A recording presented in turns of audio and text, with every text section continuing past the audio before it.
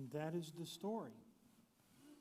In garlands and wreaths, in the faces of children, in the face of Fran helping those children,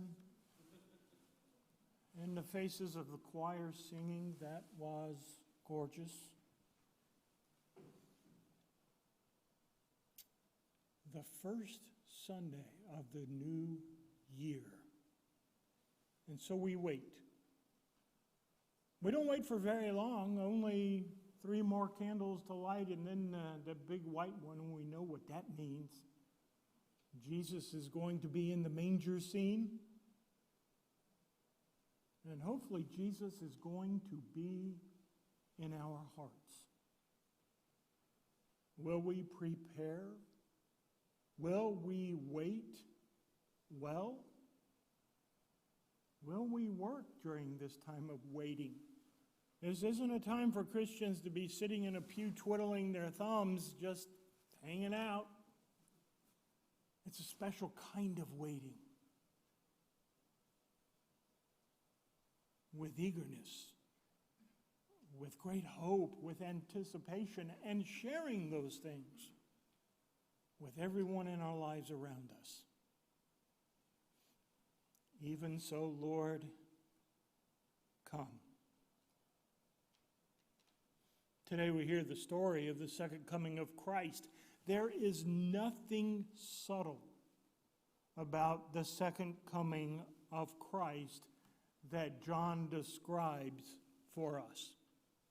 Nations in anguish, roaring and tossing seas, people fainting from terror. Even the sun, moon, and stars will be shaken. The translation we heard talks about the power of the heavens turning on us. I'm not even sure what that means, but it doesn't sound good. It's big. There can be no doubt it's going to be really big.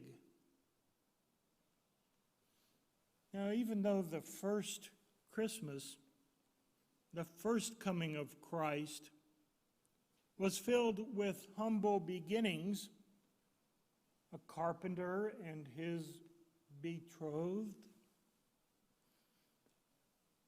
a baby born in a place so small that even small town people looked down on it. A manger in a barn. Despite the quiet and the humble in the story, even the first Christmas was not very subtle. A virgin with child. Now that will get your attention. Dreams and visions, an angel that appears and then vanishes in dreams and in person. The whole known world in a mass migration to register for a census. And oh yeah, there's also all these choirs of angels suddenly appearing and filling the sky. You would think more people would notice that. It was big. It was really big.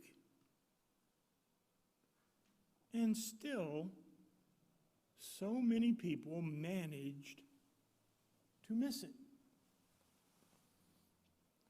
Christmas today is also about as subtle as a sledgehammer. Christmas music in the stores in October. I swear Sissy is the witness. In fact, she noticed it first. We walked in and it's Christmas music. It's not even Halloween yet. And there is something strange about hearing Christmas music and looking at Halloween decorations. But maybe Christmas should not fit so easily in our world. Christmas lights on homes, trees for sale, family gatherings, Christmas shows on TV. Everything is on time and everything is on sale and just in time for Christmas. Amazing how that works out. Christmas parades, Advent wreaths and garlands in the church, choir cantatas. Something is happening, and it is big, really big. And I, for one, like it that way. I like Christmas music in October. I like the trees and the decorations and the family gatherings. I even like the increased traffic on Celanese Road that lasts long into the night. It tells the world something that we need to know. That something big is happening. Tremendously big. It must be big. For even with all of Christmas on display, some people will still miss it. They will miss the birth of God's Son.